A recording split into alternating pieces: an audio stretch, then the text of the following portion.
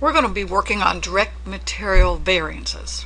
Direct material standards, standard costing for direct materials, will have two pieces.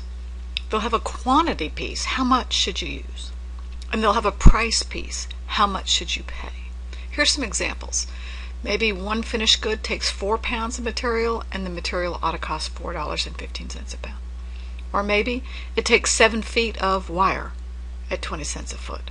Or maybe it takes 140 ounces of resin pellets at 2 cents an ounce. Something like that. Our actual activity can vary from the standard by either using too much or getting it at a wrong price. And so our variances will be about quantity compared to standard and price compared to standard. Let's have a look. The materials price variance involves comparing what you should have paid, what the standard says you should have paid, versus what you did pay. The usage variance compares what the standard says you should have used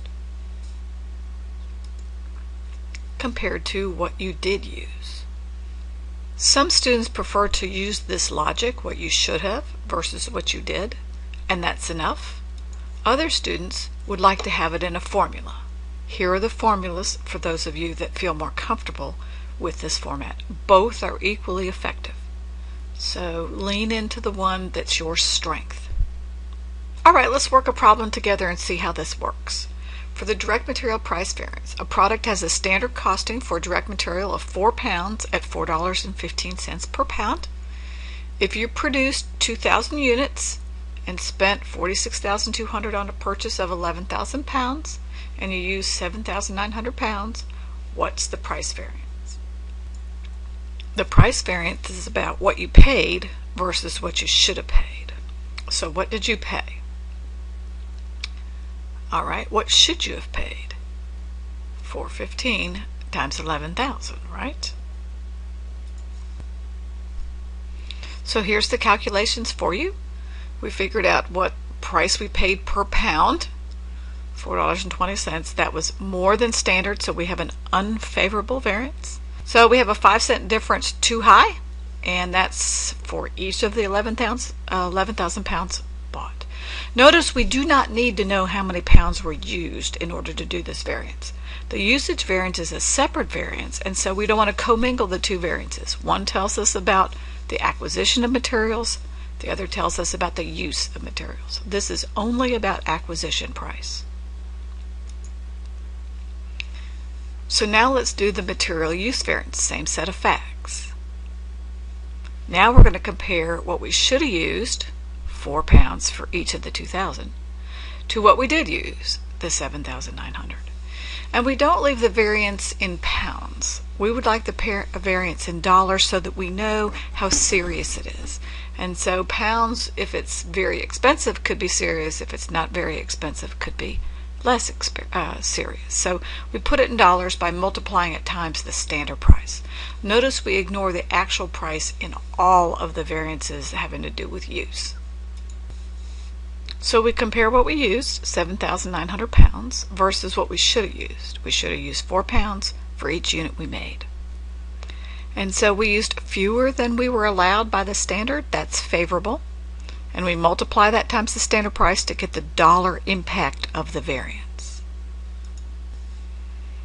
If you'd like to use the formula, here it is using the actual formula to help you. Either way is terrific. Same answer. Now let's interpret the variances we just computed. We have an unfavorable price variance and a favorable usage variance. What does that mean? We paid more than standard and we used less than standard.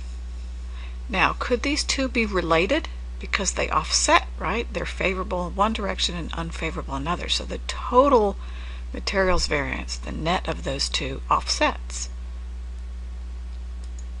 Yes, they could be related. For instance, why did you pay a little bit more? Maybe you were trying to see if a higher grade of materials would have less waste.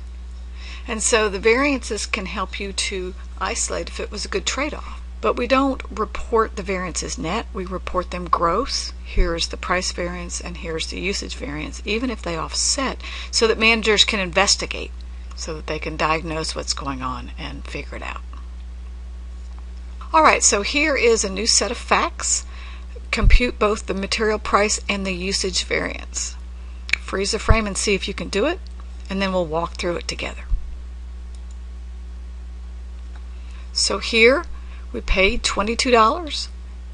Our standard says we could have paid $25, so that's $3 favorable for each pound purchased. For usage, we used 15,000.